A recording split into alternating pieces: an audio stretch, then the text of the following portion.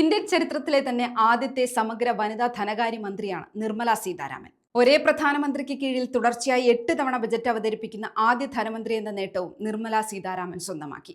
നിർമ്മല സീതാരാമന്റെ സാമ്പത്തിക നയങ്ങൾ പോലെ പ്രധാനമാണ് ബജറ്റ് ദിനത്തിൽ മന്ത്രി ധരിക്കുന്ന സാരികളും.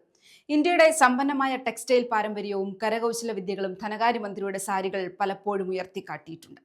ഇക്കഴിഞ്ഞ ബജറ്റ് അവതരണ സമയത്ത് വെള്ള നിറത്തിലുള്ള സാരിയിൽ മധുബനി പ്രിന്റ് അടങ്ങിയ ഗോൾഡൻ നിറത്തിലുള്ള ബോർഡറുള്ള സാരിയാണ് മന്ത്രി ധരിച്ചത്.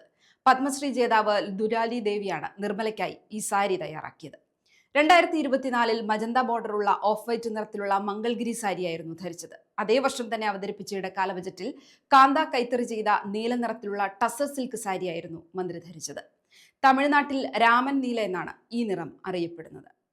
2023 കസൂതി തുന്നലോട് കൂടിയ ടെമ്പിൾ ബോർഡറിലുള്ള കറുപ്പും ചുവപ്പും ചേർന്ന സാരിയായിരുന്നു. കർണാടക ധർവാഡ് മേഖലയിലെ പരമ്പരാഗത കസൂതി വർക്കിൽ രഥവും താമരയും മയിലും തുന്നിച്ചേർത്തിരുന്നു.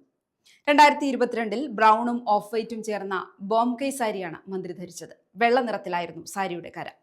2021 ഓഫ് വൈറ്റ് ചുവപ്പ് കോമ്പിനേഷനിലുള്ള പോച്ചാമ്പള്ളി സിൽക്ക് സാരിയായിരുന്നു നിർമ്മല സീതാരാമൻ തിരഞ്ഞെടുത്തത്. തെലങ്കാനയിലെ പരമ്പരാഗത നെയ്ത്താണ് പോച്ചാമ്പള്ളി.